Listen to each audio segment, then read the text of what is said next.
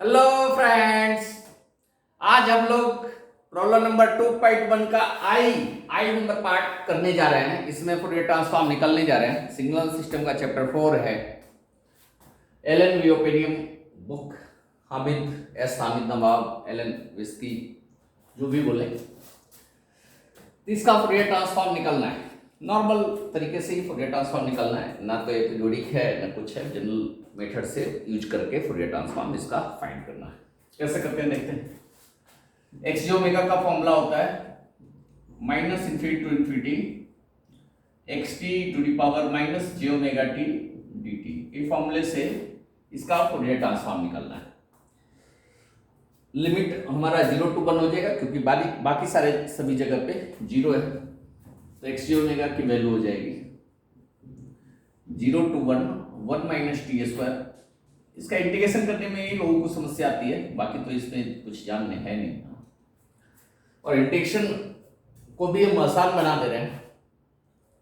बहुत सारे लोग को इंटीग्रेशन में समस्या आ रही है, तो उस इंटीग्रेशन को भी रिडक्शन फॉर्मूले से हम आसान बना देते हैं। कैसे आसान बना देते हैं? u into V D X का इंटीग्रेशन करना है तो u इंटू वी का इंटीग्रेशन माइनस u का डिफ्रेंशिएशन, v का अगेन इंटीग्रेशन, u का अगेन डिफ्रेंशिएशन, v का अगेन इंटीग्रेशन, ऐसे करते जाना है। मतलब सेकेंड वाले को अगेन एंड अगेन इंटीग्रेट करने जाना है और फर्स्ट वाले को अगेन एंड अगेन डिफ्रेंशिएट करते जाना है। फर्स्ट पार्ट को डिफ्रेंशिएट करते जाना है, आगे जाके वेनिश्ड हो जाएगा, फिनिश हो जाएगा। तो जहां भी देख रहे हैं कि किसी का डिफरेंशियल 2 बार 3 बार 4 बार करने पे 0 आ जा रहा है, तो उस केस में हम ये वाला फॉर्मूला अप्लाई करेंगे। तो अप्लाई करते हैं। First into integration of second E to the power minus J omega T divide by minus J omega. ये तो हर में लगता है। माइनस फर्स्ट का डिफरेंशिएशन 1 माइनस टी स्क्वायर का डिफरेंशिएशन क्या होगा बताइए। 1 का 0 होता है जी, टी स्क्वायर का 2t होता है जी, तो minus 2t E to the power minus J omega T divide by minus J omega का स्क्वायर। फिर अगेन इंटीग्रेशन, पहला जो डिफरेंशिएट हो गया है उसका अगेन डिफरेंशिएशन, मतलब माइनस 2t का दोबारा डिफरेंशिएट क्या होगा, साइन पॉजिटिव नेगेटिव, अरे तो पॉजिटिव नेगेटिव ऐसे चलते जाएगा। पॉजिटिव नेगेटिव अगला पॉजिटिव होगा, माइनस 2t का डिफरेंशिएशन माइनस 2 होगा, e to the power minus J omega T divide by minus J omega का पावर 3 है ना।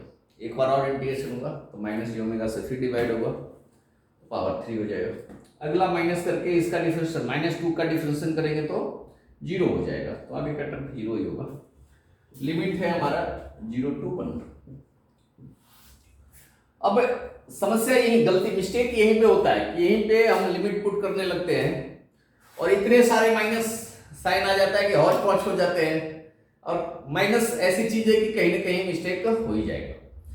तो बस एक लाइन आप एक्स्ट्रा लिख लीजिए तो फिर गलती नहीं होगी। मतलब अभी लिमिट नहीं पुट करना, पहले जो माइनस साइन इतने सारे हैं ना उसको निपटा लेना। एक बार माइनस साइन निपटा लें फिर लिमिट पुट करें तो फिर गलती नहीं होगी।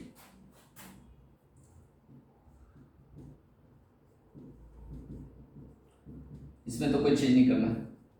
माइनस माइनस प्लस, माइनस का स्क्वायर प्लस हो गया और जे का स्क्वायर माइनस होता है, तो एक जे का स्क्वायर वाला माइनस, एक 2 माइनस 3 माइनस, 3 माइनस का माइनस लिखते हैं 2t to the power minus J omega T upon omega square. 3 minus का मतलब माइनस और जे का स्क्वायर वाला माइनस, और जे का क्यूब है, सॉरी चलिए जे का क्यूब ही रहने देते हैं, minus minus plus 2 to the power minus J omega T divide by J का पावर 3 ओमेगा टी। ठीक है, इसको नहीं ज्यादा छेड़ते। अब तो पुट कर सकते हैं लिमिट, जे का क्यूब को बाद में हैंडल कर लेंगे।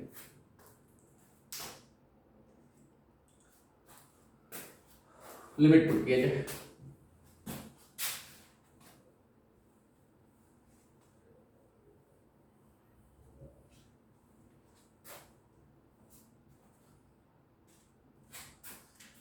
वन पुट करेंगे तो क्या होगा बताइए। 1 माइनस 1 0 हो जाएगा, 1 का स्क्वायर 1 होता है, 1 माइनस 1 0, तो 0 ही लिख देता हूं। 0 जब आ जाता है तो बगल वाले लिखने की जरूरत क्या है। हमसे उतना मेहनत ना होता है भाई। 1 पुट करेंगे तो कितना होगा, -2 e to the power minus j omega divide by omega square. इसमें 1 पुट करेंगे तो 2 बाई जे क्यू रहने देते हैं, काय को टेंशन लेते हैं आप। 1 पुट करेंगे तो e to the power minus j omega divide by omega cube. 0 put करेंगे तो 1 माइनस 0 1 होगा, माइनस करके लोअर लिमिट पुट करते हैं तो 1 माइनस 0 1 होगा, e टू दी पावर 0 1 होगा और माइनस j ओमेगा। ये 0 पुट करेंगे तो ये 0 ही हो जाएगा, 0 इंटू समथिंग 0। 0 पुट करेंगे तो 2 अपॉन जे क्यू 1 अपॉन ओमेगा क्यू, ये बचा। थोड़ा सिंप्लीफाई कर दिया जाए,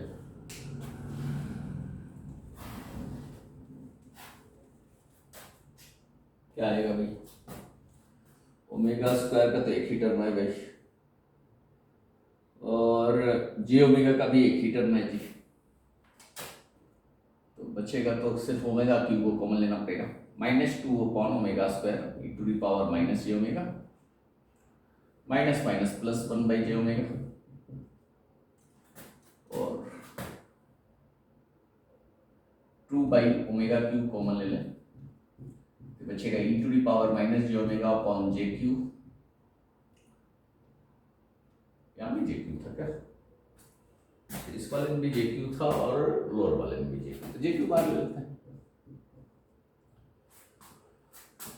सारा तो बाहर ही चला गया भाई, तो यही बचा बस, इसमें भी सारा बाहर चला गया तो 1 बचा।